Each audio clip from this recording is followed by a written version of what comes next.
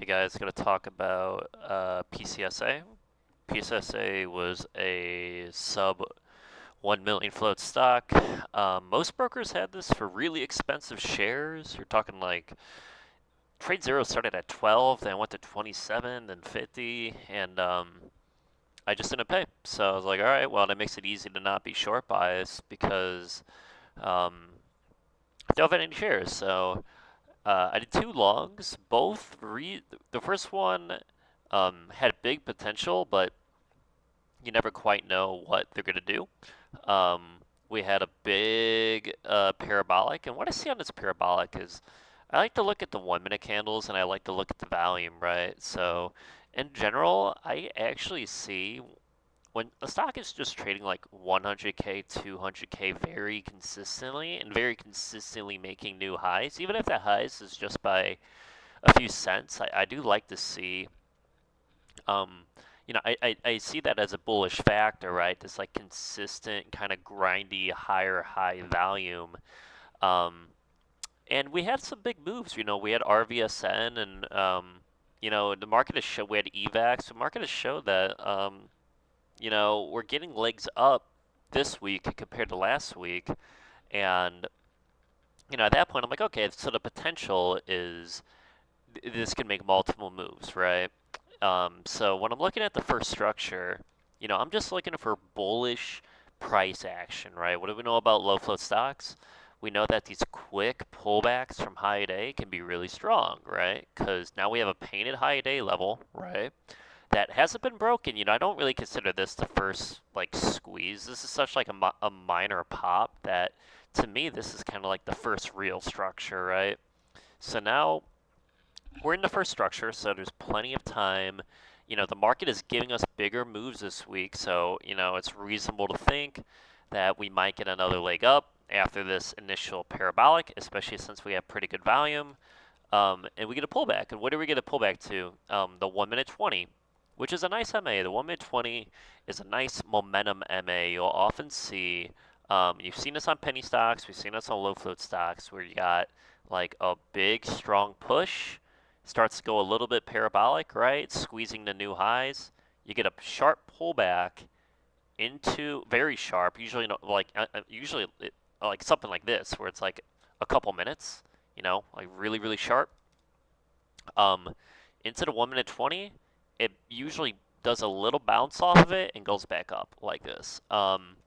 So whenever I'm trading along, you always want to see if, in most situations, you want to see if support um, is holding, right? You want to see some type of confirmation. Like you don't want to guess the low here because you never know. You never know if you're going to get 6, 7, 8, 10 red candles in a row. Like how do you know that support? Just because there's bids on the book map doesn't mean those bids are going to hold every single time. Ideally, what you get is you get a bounce. Any bounce will do. A lot of times this bounce we'll see on the book, it has no bids following up. It knifes back down to the bids and then possibly makes a rotation upward, right? So it's at second test of support, which we see here and here. Both longs have the same concept of, here, this long, by the way, is your high day clearout short trap, which, if you remember, EVAX and RVSN on its big day, we saw these, just after market open, high day clearout short traps, right? So, which is a very simple concept. Shorts like to, shorts see a nice big red candle at high day, especially in the morning. You have in retail, you have a bunch of morning shorts, and you get this quick pullback, empty space. Usually cracks some type of resistance here. It was cracking 4 over to the side. This is $4. I think VWAP was somewhere here. It swipes a few support levels on the dump, and then we get another secondary bounce and squeeze, right? So we'll talk about this. We'll go over, I sold some.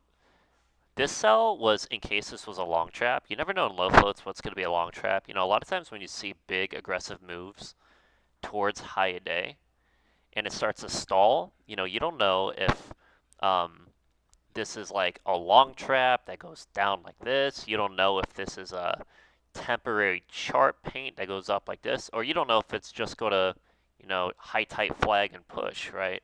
You don't know, but when I see stalling right under high day, especially I saw some guy on the tape refreshing 365, right? There was like a 15K ask at 365, and 360 was holding a lot of ask refreshing, not a lot of continuous buying, and I saw, that mid 360 resistance. I was like, let me take some off just in case. And then I decided, like, okay, if this, I was hoping this would get walked down and push like this, but I'm like, all right, if it cracks VWAP, I might have to assume that this is a long trap, right? So which is why I cut the rest of my position here, because I'm like, well, that kind of looks like a low float long trap to me, right? Big aggressive move. They the ask gets refreshed and they pull it, right? This seems like that could happen. Um, so I took it out, and then I noticed they were walking it down in the market open, right? You get this walk down. I'm like, oh man, they're gonna walk it down. They're gonna like do something like this, maybe swipe it this low, and then gonna rip it, right? Like that's a good little thesis. Um, but then they actually rotated it right before market open, which is usually a bear sign. Whenever you see a lot of like aggression going into market open, a lot of times it's bearish. But the reason I thought this could be really bullish was because you had this lower high chart pain at high day, which we've seen that be bullish before, right? The thing about this long trap getting rotated on is that this becomes a potential, short trap area, right? We got this double top right here. So, I saw the rotation and I'm like, well, in a lot of contexts, I think this is bearish, but I think in this context, it's actually pretty bullish. And then market open happened and it traded like 2 million shares a minute. I'm like, this seems like unless this high day clears out right away, I'm talking like in the first couple minutes, like this might be really strong. Um, and then it just kept doing, it was doing the stuff it was doing over here, where it was swiping highs, swiping highs, swiping highs, and then you get the Clearout short trap. So, um, at that point, you need to make a decision if you think that Heidi Clearout is bearish or bullish. But I thought, hey, EVAX yesterday, Heidi Clearout short trap, and RVSN before that, Heidi Clearout short traps. I'm like, this is a pattern. You always want to pay attention to the patterns that are working in the low float market. Um, I didn't adjust nearly as fast to those down only dumps we saw a week or two ago. It was like 80, 40, 50% straight down only dumps. But hey, we got like three of them, all like three, four of them right next to each other, and now they're seemingly gone, right? That's kind of how the market moves, and then something else um, happens. And in this case, it was a lot of these clear out short traps, like high declares, are just now working this week. So here's that first pre-market long. An important thing to remember about this is it was SSR. So SSR is helpful because you can kind of, it's not always bullish, like, oh, SSR bullish. Like, that's not how I think about SSR. It just helps me visualize, like, for example, um, this is the pre-market parabolic, and we see straight down only, right? This went from 370s to 305s, pretty much straight down with no bounce. And that kind of tells you that not a lot of shorts are positioned with a good average here, right? If you're trying to get filled, either you're shorting over here and you have wide risk, and then you have an average above 350s, over here. Um, but if shorts are not doing that, and shorts are trying to wait for some type of confirmation that you could kind of see an upper trend line getting broken here. Shorts might be trying to enter, but it's going straight down. So a lot of their averages are stuck down here. And not only that, you could see on the book that the book is just empty, right? This is why these quick pullbacks on these stocks trading some nice consistent volume. That's why they're so bullish. And this is just a perfect tape. This is a perfect book, right? You get the first test of support, right? But a lot of times in low floats, you don't know how many bids this is going to eat through, right? So you don't want to try to guess um, which bid, in most cases, which bids down here is going to hold.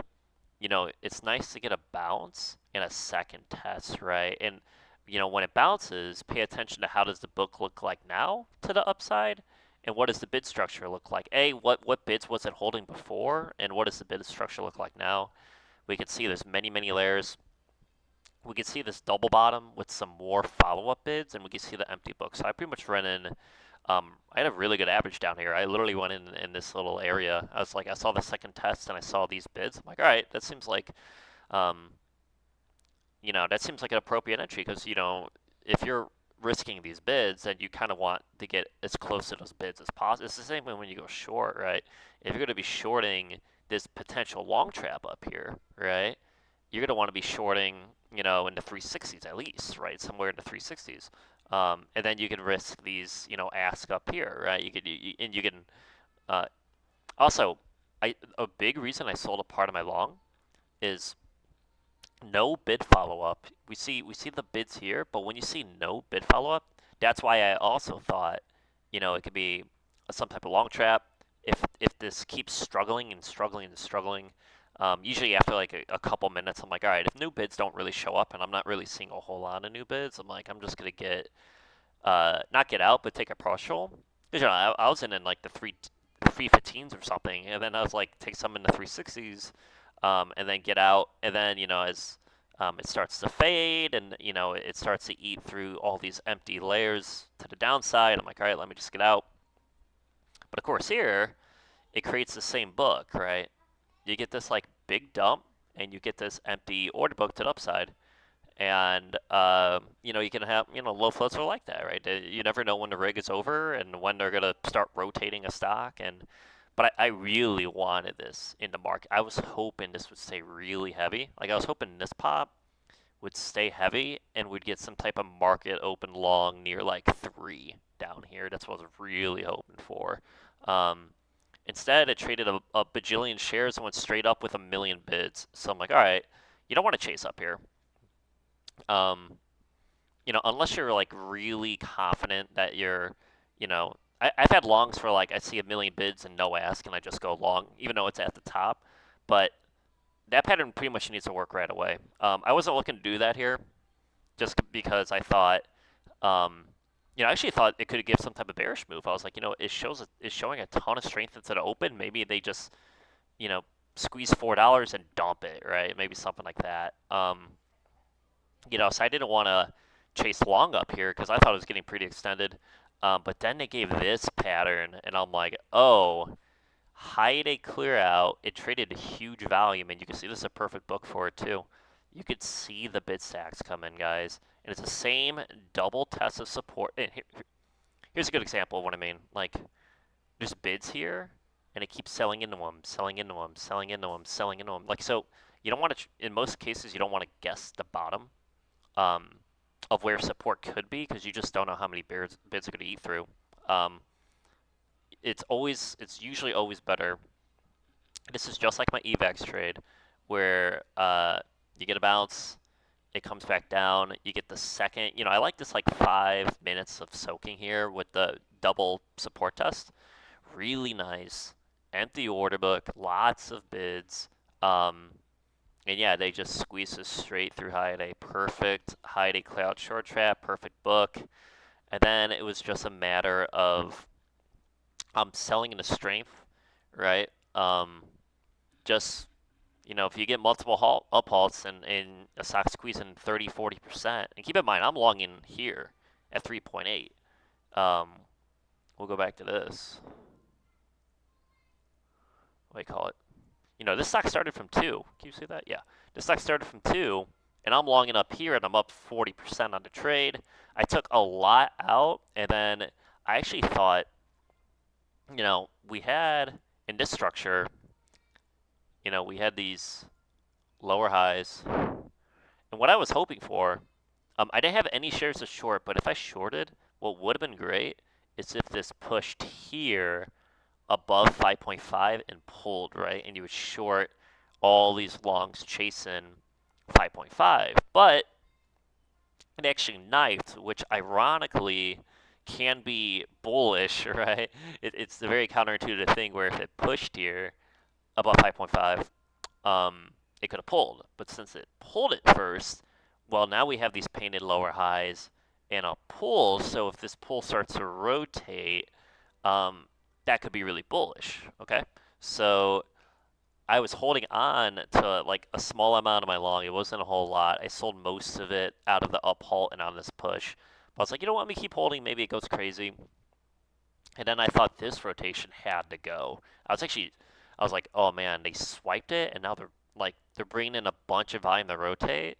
And I'm like, all right, this is gonna push 5.5 because it's right where these painted lower highs are, and it's gonna do something. It's either gonna squeeze high day, or it's gonna be a long trap. They're gonna pull it. Like something's gonna happen. But then it started stalling and it knifed, and I thought that was very bearish. I was like, oh, let me just get out the rest of my long. Um, I don't want to be, I don't want to be in this in case it just rolls over and cracks $5 and fades. Surprisingly enough, they kept the lower high paint going and the higher low. So they still had the paint job going. They were still painting this like bull flag when this started to rotate. And I actually thought, oh man, they're gonna do like a retail 5-minute 9 push, and then they're just gonna pull it, right? But they ended up going with the high day clear out. And a lot of times I'll get that wrong. Like I'll short the push above 5.5, and I'll get stopped out because it keeps soaking on this candle, and then it looks really strong on the book, right? Um, and a lot of times I don't have my risk, above high day or super above high day, and I'll get stopped out on these like little secondary pushes. Um, And yeah, but I didn't have shares in short because they were about 50 cents a share at this point. So I was like, okay, I don't really feel like paying, 10% on my shares. I will say the most interesting thing here, we're at end of day, is we have lower highs, always on the backside. Keep in mind, backside moves can take 3-4 hours to develop. This is like a 4-hour backside move. Always pay attention if there's controlled lower highs. We see it here, here, here, here, and here, right? We're seeing all these controlled lower highs, and then look how aggressive this is.